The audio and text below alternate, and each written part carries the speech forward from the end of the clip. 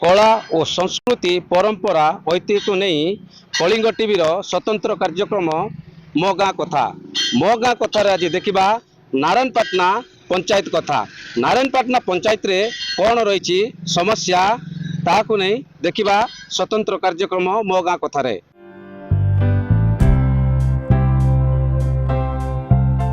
नारायणपाटना कोरापुट जिला नारायणपाटना ब्लॉक रो नारायणपाटना एक पंचायत। 14टी वार्ड विशिष्ट एही गाँव में 2000 अधिक परिवार बसवास करती। जनसंख्या 15,000 अधिक। एही गाँव में विभिन्न संप्रदाय लोके बसवास करती। गाँव में गोटे महाविद्यालय, उच्च विद्यालय, प्राथमिक विद्यालय, पंचायत समिति कार्यालय, तहसिल कार्यालय और मेडिकल रही। सेहीपरि जगन्नाथ मंदिर, बुढ़ी चैतराई ठाकुराणी मंदिर, हनुमान मंदिर, झाड़ेश्वर मंदिर, थाना, block office, tehsil office, forest range office, प्राणी चिकित्सालय कार्यालय, चर्च, कृषि विभाग ऑफिस आदि रही। नारायणपाटना ब्लॉक उपरे 9टी पंचायतर लोके निर्भर करती। एही गाँ कला संस्कृति ऐतिह्य परिपूर्ण। गाँव में विभिन्न पर्वपर्वाणी रे भाईचारार झलक देखा मिले। गाँव में चैतराई ठाकुराणी यात्रा, शिवरात्र, रथयात्रा पालन करा जाय थाए। हाँ पर्वपर्वाणी अच्छे आज्ञा। कार्तिक मास सारा 30 दिन जाक पर्वपर्वाणी, तापरे रथयात्रा, देवस्नान पूर्णिमा, नेत्रोत्सव, राई दामोदर बेश, जगन्नाथ 12 मास 13 पर्व मध्यरु अल्प किछि पालित होछि। मंदिर प्रसिद्ध कारण होछि एठारे समस्तंकर मनस्कामना पूर्ण होछि। तेणु लोकंकर विश्वास अच्छी से प्रसिद्ध। आउ ए मंदिर होछि झंझावती चंपावती नदीर मध्य अच्छी। आउ चारिआडे मशाणी मझे मंदिर अच्छे। प्रशासन मु निजे गोटे माने मो बारीपड़ रास्ता अपेक्षा थिबारु मो वीडियो को अनुरोध करथिली, पीओ को अनुरोध करथिली बस दलर कथा।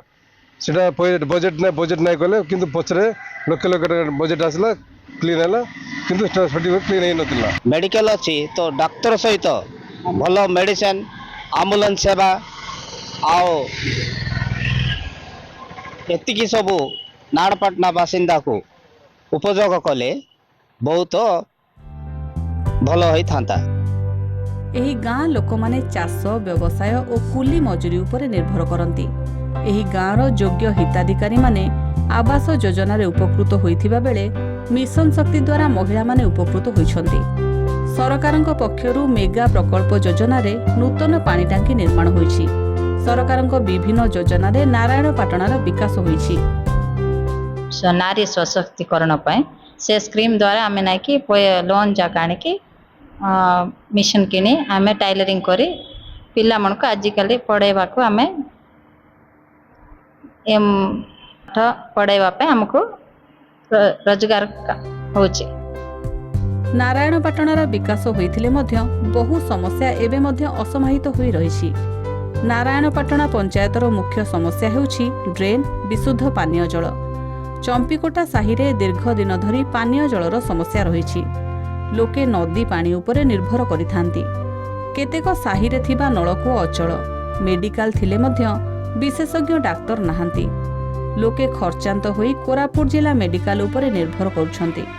आम्बुलांस सेवा मध्य मिलु नाही। 2टी आम्बुलांस खराब होई पड़िछि। 5टी स्कूल थिले मध्य छात्र छात्रींक पई श्रेणीगृह अभाव रहिछि।